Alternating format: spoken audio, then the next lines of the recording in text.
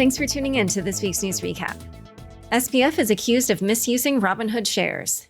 Sam Bankman-Fried, the founder of bankrupt crypto exchange FTX, is facing allegations of criminal misuse of customer property and concealing his actions by the Department of Justice. According to federal prosecutors, Bankman-Fried used 56 million Robinhood shares as a means to misuse customer money, which they outlined in a letter to U.S. bankruptcy judge Lewis Kaplan. The shares were acquired with the FTX co-founder Gary Wang through a foreign special purpose vehicle with no connection to FTX or Alameda. The prosecutors have taken control of the Robinhood shares and other assets worth over $700 million. Despite these accusations, Bankman-Fried's legal team is arguing that he should still have access to his crypto assets, claiming that the government has found no evidence that he was behind unauthorized transfers made by Alameda wallets. SBF is not only being restricted financially, but also in communication. A recent court ruling by Judge Kaplan has banned SBF from having any communication with current or former employees from FTX and Alameda, aside from immediate family members. The ruling came after the crypto mogul was accused of attempting to contact a potential witness in his case through the encrypted messaging platform Signal. That person is believed to be FTX U.S. General Counsel Ryan Miller. Judge Kaplan deemed the restrictions necessary until a further determination can be made, which will be discussed by both legal teams on February 7th. The restrictions were originally put forth as a modification of Bankman-Fried's bail. According to the court filing, the judge believes the evidence supporting the restrictions was clearly and convincingly sufficient. Judge Kaplan has also ordered that the names of the two people who co-signed the $250 million bail bond for Sam Bankman-Fried should be revealed to the public. Previously, only the fact that Bankman-Fried's parents were among the co-signers was known, but the identities of the others were kept confidential. The judge has now ruled in favor of various news organizations that submitted petitions to make the names public. However, the ruling is temporarily suspended, pending a possible appeal until at least February 7th. And for those who are house hunting, it may be your lucky day, as a house in Washington, D.C., with ties to SBF, is now available for purchase, listed at a price of $3.3 million. Alameda Research, the trading shop related to FTX, is taking legal action against Voyager Digital, seeking to recover $445.8 million. According to the lawsuit, Alameda claims that it repaid Voyager that amount in September and October, just prior to its own bankruptcy, and is now looking to retrieve those funds to repay creditors through a process known as a clawback. In its claim, Alameda alleges that Voyager played a role in its own alleged misconduct by acting as a lender, either knowingly or recklessly. However, Voyager and its creditor committee denied this motion. The creditors are expecting Alameda's clawback request to be either reclassified as equity or made secondary to all other claims. The creditors argue that Alameda's false statements about its financial strength were the main reason for Voyager's purchase of loans from its insolvent balance sheet. BlockFi is granted approval to sell crypto mining assets. A U.S. bankruptcy court for the District of New Jersey has given the green light for crypto lender BlockFi to sell off its cryptocurrency mining equipment. In a recent filing, the court deemed the sale of these assets to be fair and reasonable in the current circumstances. BlockFi has set a deadline of February 20th for interested parties to submit their bids, and all bids must be filed with the court by March 2nd. Creditors have until March 16th to raise any objections to the sales to qualified bidders. Additionally, BlockFi was allowed to offer bonuses to its top employees by Judge Kaplan, who cited the need to retain and maximize the company's estate. Gemini is under investigation. The New York State Department of Financial Services is looking into allegations against crypto exchange Gemini regarding claims about its connections to the Federal Deposit Insurance Corporation, or FDIC, in reference to its earn accounts. According to a report by Axios, some customers were under the impression that their funds in the earn accounts were insured by the FDIC, based on Gemini's references to the agency in its communications. However, it seems that Gemini was referring to its deposits at external banks rather than its own products, leading to confusion and claims of misleading behavior. The Federal Deposit Insurance Act prohibits entities from implying that an uninsured product is FDIC insured through the use of FDIC in its name or advertisements. Grayscale faces a lawsuit over GBTC's advertising. On a similar note, Osprey Funds, a digital asset management company, has filed a lawsuit against Grayscale Investments for unfair and deceptive acts and unfair competition.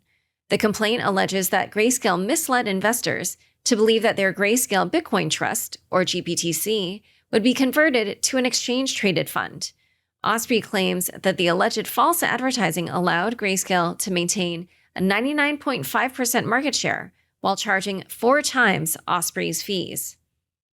Grayscale is currently contesting the SEC's rejection of the ETF conversion in a separate lawsuit against the regulator, with oral arguments scheduled for March 7th.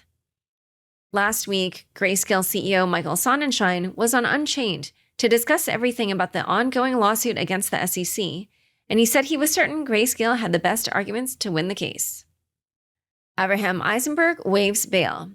Avraham Eisenberg, the self-proclaimed $114 million exploiter of Mango Markets, a Solana DeFi protocol, has given up his right to bail at a recent hearing in New York. He faces legal action from Mango Labs, who are seeking to recover the $47 million Eisenberg kept as a bounty, and has been charged by federal prosecutors with 3 crimes, including commodities fraud, commodities manipulation, and wire fraud. Eisenberg was arrested in Puerto Rico in December and was later transferred to New York, where he will remain in jail until February 14th at the earliest. Silvergate halts dividend to preserve liquidity. Silvergate, the publicly traded cryptocurrency bank that's come on everyone's radar due to its ties with FTX, has temporarily stopped distributing dividends. The decision was made to maintain a highly liquid balance sheet and help the bank manage the recent market instability.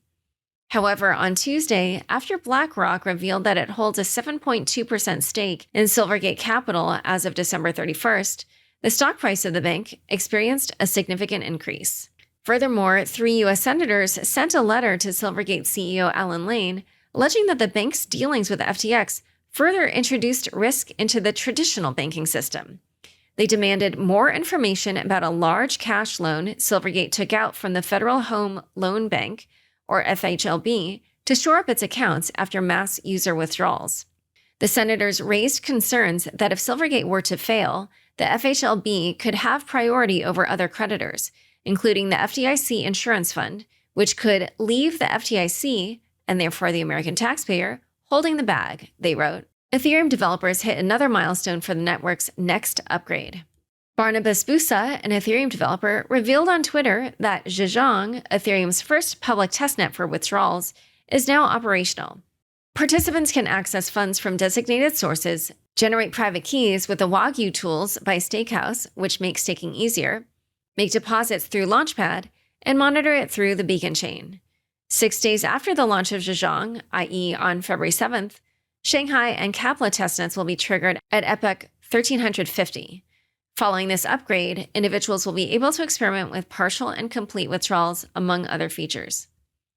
Speaking of Ethereum, the total number of Ether tokens in circulation fell to a new post-merge low, with approximately $120.5 million. This is possibly due to Ethereum's burn mechanism, which is similar to a stock buyback in traditional companies, triggered by the spike in user activity. Coinbase temporarily halts new mints. Coinbase NFT, an endeavor that has seen low transaction volumes, recently announced a temporary halt on new NFT releases, following an artist's announcement on Twitter that their upcoming NFT drop would not be launching on the marketplace. In a related note, the Defiance Digital Revolution ETF, known as NFTZ, and marketed as the first ETF for NFTs, is shutting down and will be liquidated by February 28th. Twitter may integrate crypto onto its platform. The Financial Times reported that Twitter is pursuing regulatory clearance to incorporate payment options, including the possibility of crypto payments, on its platform. The company is in the process of obtaining the necessary licenses and designing the software needed. The move is part of Elon Musk's attempt to turn Twitter into a super app. A small team led by executive Esther Crawford is overseeing the project. Musk has previously stated that he wants to diversify the company's revenue streams by adding payment capabilities to Twitter. Time for Fun Vids. Unchained's new social media manager is Ginny Hogan, who is also a stand-up comedian. She's been doing funny takes on the crypto news on the Unchained social media channels. Here's one on another update from Celsius this week. Bankrupt crypto lender Celsius, not to be confused with the energy drink Celsius, which, unlike the crypto lender, will at least temporarily boost your mood, filed a 1,419-page court filing on Tuesday stating that eligible users will soon be allowed to withdraw about 94% of their assets. That's like the length of 2 Lord of the Rings books, said way too many of Celsius's creditors. You guys know they make books for adults? Now, this should be good news. I mean, 94% also sounds like a lot. Unless, of course, it's your assets. For what it's worth, I think it's possible that we share like 94% of our DNA with the toaster oven. There are just a couple of tiny catches. Transfers need to be less than $7,575 when they were first made. You also need enough money on the platform to cover your gas and transaction fees. You need to update your customer information, and you need to be at least 5'8". Oh wait, sorry. I'm thinking of my hinge. These users will find out whether or not they're ready to start the withdrawal process on February 15th. That's right. Some single Celsius users are about to have 2 very dark days in a row. I urge you to subscribe to our Instagram and TikTok or the Unchained Twitter feed to find more hilarious clips from Ginny. Thanks so much for joining us today. To learn more about Catum and the developments around Celsius's bankruptcy, check out the show notes for this episode. Unchained is produced by me, Laura Shin, with help from Anthony Yoon, Mark Murdoch, Matt Pilchard, Zach Seward, Juan Aranovich, Sam Shriram, Ginny Hogan, Ben Munster, Pam Majumdar, Shashank, and CLK Transcription. Thanks for listening.